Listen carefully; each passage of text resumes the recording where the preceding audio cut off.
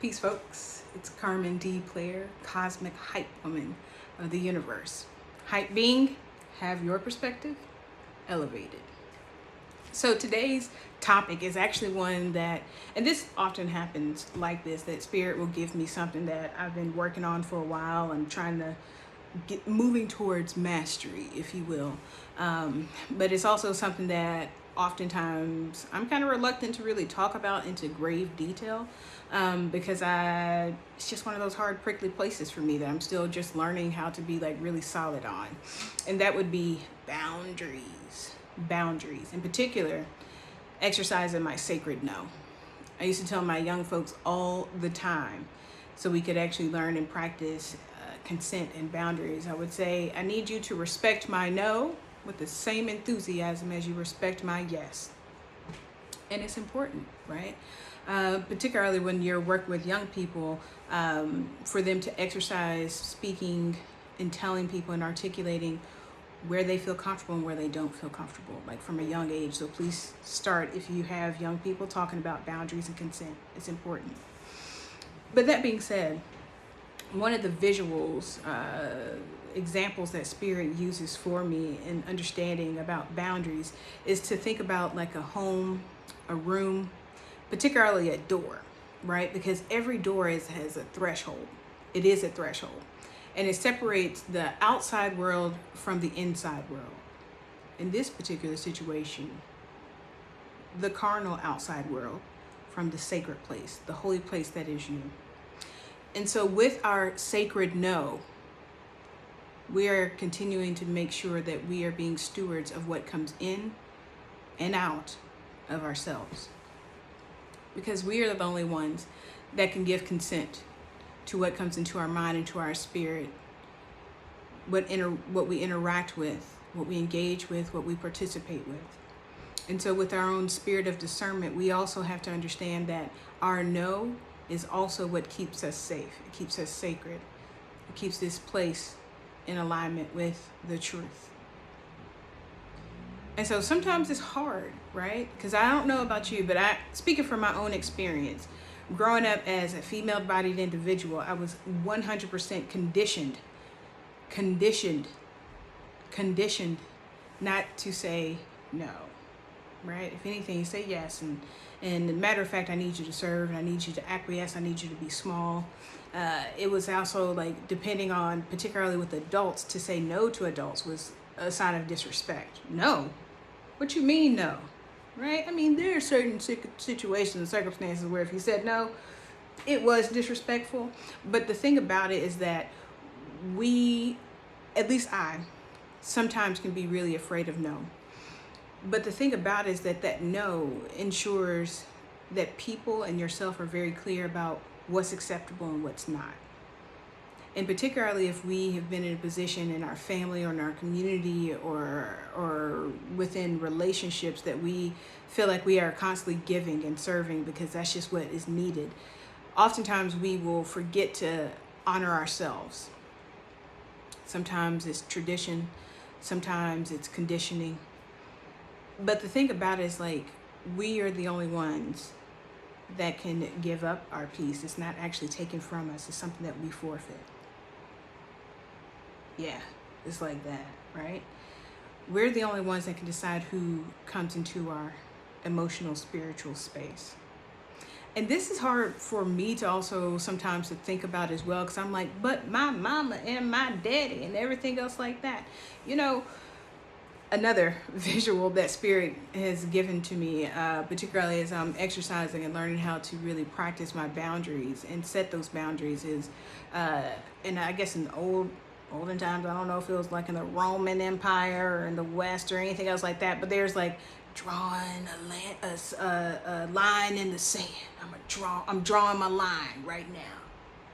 You can't cross this line, right? And I did that. I drew some lines in the sand, and the waves just washed them. And I would draw it again, but it seemed like it was going further into my territory and giving this other person far more latitude to come closer, further into my boundaries. And so at a certain point, I had to decide that instead of drawing a line in the sand, I need to draw a line in the concrete. And as that line was cured, I had to make sure people, depending on who they are in certain situations, weren't coming anywhere close to the line while it was still getting cured, right? And so like we can do that, right? That's what we need to do. So what are some of the things that we can use as a litmus test about whether or not we should exercise our sacred no versus our sacred yes? Well, some of the things that I would ask myself, and I do ask myself, is this life affirming? Like, does it give life? Does it promote life? Does it sustain life? Does it edify life? If it's no, then my answer is going to be no. Okay? Does engaging in this activity, this person, this practice, this idea, this habit, is it going to help me to evolve? Will it help to reveal my highest self? Is this life sustaining? If I participate in this, is the God that I am, the divinity that I am, is it going to be honored, and does it honor the other person, people, situations?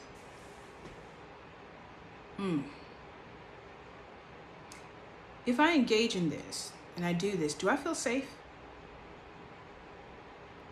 I know there are people that are like, oh, there's a difference between safe and brave spaces, so on and so forth. But you know what I'm talking about, right? It's like when you get that gut, you should probably say no. I know, again, there have been times, and I've been conditioned to this to a certain degree, where I didn't pay attention to the It wasn't like a fear thing, like, oh, I'm afraid to do videos or something along. It's a where it's like, this just doesn't feel right in my spirit. Something about this just isn't right. We've been conditioned a lot of times just to ignore that. That's like spirit saying you need to exercise your sacred no. And your no doesn't make you a bad person. It doesn't make you a bad being. It doesn't make you less enlightened. It doesn't make you antisocial or anything else like that. And if it does, I mean, so what? If it honors you and if it takes care of you, then exercise that no. You are responsible for your sacred space. You are whole and holy. And you're the only person that gets to allow things to come in and out, people to come in and out, energy to come in and out. So that being said, if something doesn't sit right in your spirit, you do not have to engage in it. You don't have to participate in it. And it can be something as much as like social media. You could decide that I need to just take a break from social media because it's hypersaturated with negativity, or it's taking up too much of my time, so on and so forth. There could be people in your life that you actually have to have a sacred no for. I got a few of them. Because the thing about it is, like, particularly when it comes with family, there's like this societal pressure that you have to have these relationships with family members because they're your family. If they're not healthy and affirming, life-giving, if they're not supportive of you, if they oppress or suppress or talk down to you or are toxic to you, or you just feel bad in their presence or talking to them, you don't have to engage with them. You don't have to engage with those individuals. Right? And that's not to say that, oh, well, they're not God. They most certainly are divine individuals. They're divine beings, and God is over there too. Even in the folks that sound most ignorant and say things that are just not kind at all, they are still God. They just don't know that they're God, as in God is love. Right? And that doesn't mean that you have to stick around until they figure it out. You don't have to stick around until someone figures out that they're unconditional love. If they're not loving you correctly, you can actually step away from that. Give yourself that permission, because only you can give yourself that permission. No one else is going to give you the go ahead to take care of yourself. You have to be the one that does that. If you need that permission, here's your permission. Take care of you. Okay? You're the only one that can. You are whole, you are precious, and you are worthy. You are 100% worthy of feeling loved and feeling affirmed and feeling protected and feeling safe with individuals and beings. You don't have to be in a toxic situation. You don't have to be in an abusive situation. You don't have to do that. You don't have to do that.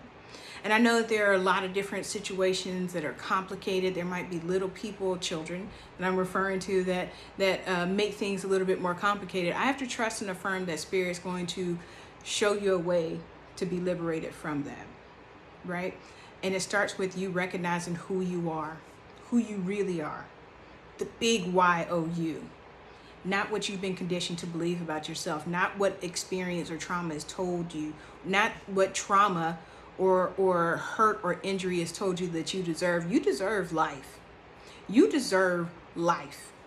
You deserve life. Love in a healthy way, life-affirming love. You deserve to feel uplifted. You deserve to experience the peace that you are. You deserve that. You also have to believe you deserve that. Because what you believe you deserve is what you will allow.